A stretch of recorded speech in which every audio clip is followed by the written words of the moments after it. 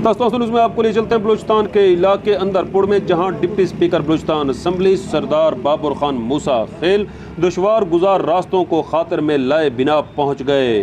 तस्तासुल से आपको अहम खबर दे रहे हैं बलूचिस्तान के इलाके अंदरपुर से, जहां डिप्टी स्पीकर बलूचिस्तान असम्बली सरदार बाबर खान मूसा खेल पहुँच गए।